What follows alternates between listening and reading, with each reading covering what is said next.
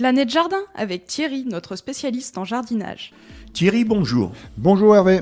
Les récoltes d'hiver, c'est pas la diversité, c'est vraiment la saison de l'hiver. Voilà, c'est vrai qu'on est là, on est à l'hiver, c'est les début endives, d'année. les betteraves rouges, etc. Il y a de quoi. Ouais. Donc là, les légumes de saison, c'est le poireau, mâche, topinambour. La topinambour, moi ça fait déjà 1 mois et demi maintenant qu'on en récolte, mais il faut vraiment récolter, quand on en a beaucoup, il faut vraiment y aller souvent, topinambour, parce que si c'est pas fait, il y en a d'autres qui vont s'en charger. Là, les fameux campagnols. Tout à fait. Nos auxiliaires. Je vais pas dire qu'ils sont auxiliaires. Ceux-là, c'est pas trop mes amis, mais j'en ai beaucoup, malheureusement. Mais bon, il faut faire avec, c'est ça la biodiversité. Mais donc voilà. Et autrement, par contre, si on est encore au potager, parce que moi j'ai encore un peu de carottes aussi que j'ai laissé en terre, tout ça.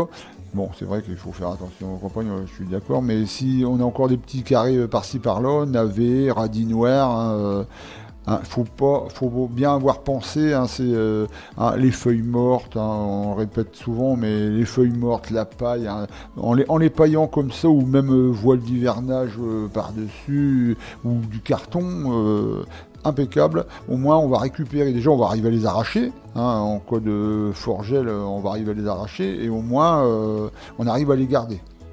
Sachant que la paille, les feuilles, ça va nous amener aussi des bébêtes. Tout à fait. On sait qu'en dessous, il va y avoir des bébêtes qui vont être cachées là, mais pour eux, c'est aussi garde-manger. Donc, c'est pareil, il faut toujours avoir un œil dessus, si on a toujours un œil. Donc voilà.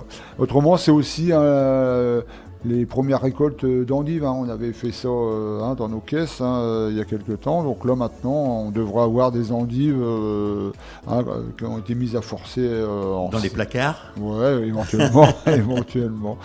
Mais donc voilà, il faut y regarder, éventuellement en reforcer une autre série.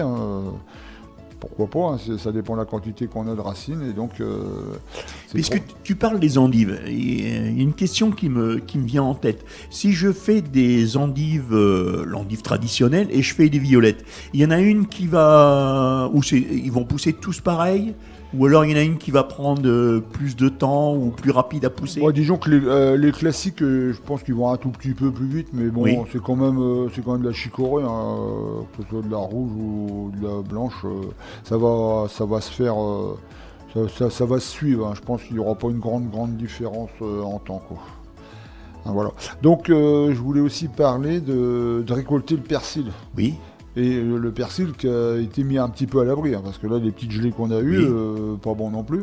Donc, si on a mis quelque chose dessus, faut savoir que si on le récupère, on en parle souvent de la conservation. Oui. Et on rase tout, on le lave bien, voilà. On le coupe et on le met à congeler. Voilà, exactement. Ça, il faut y penser quand même, parce qu'une fois que c'est gelé, après, on n'a plus rien. Et pareil pour la ciboulette, lorsque c'était la saison.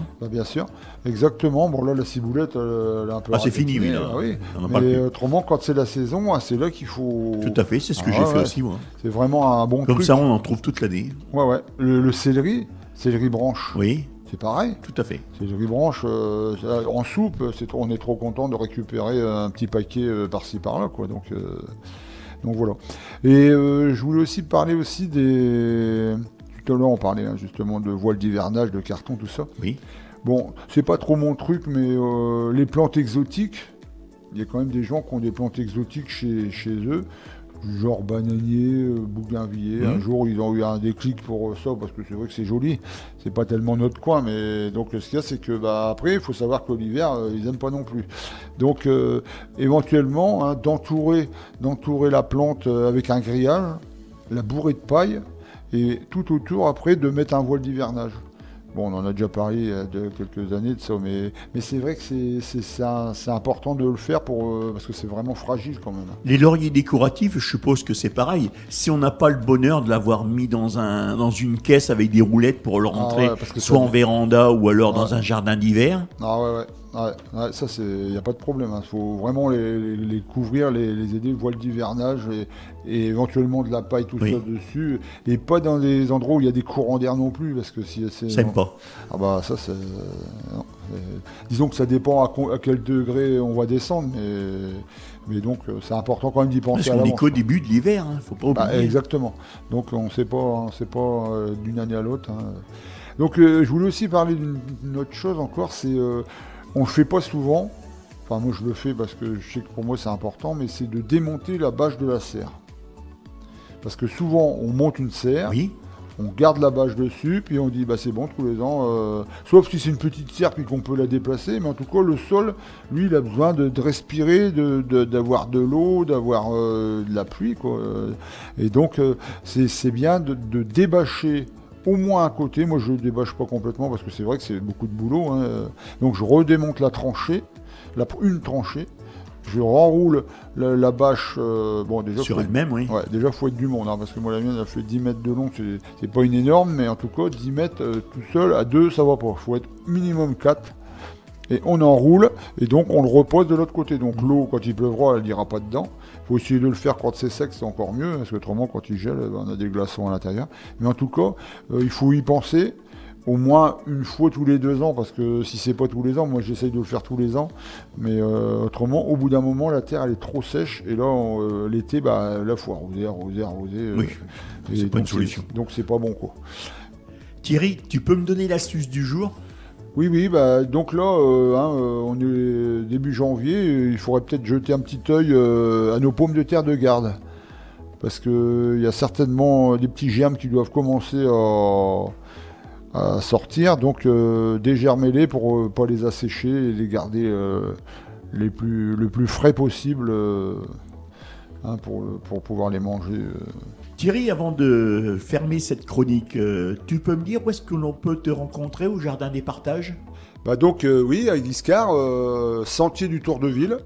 C'est situé, en fin de compte, la petite ruelle située en face l'entrée de l'ancienne maison de retraite, route de Fréniche. Et on peut te contacter comment ? Avec ton téléphone ? Oui, par téléphone, donc 06 47 25 26 91.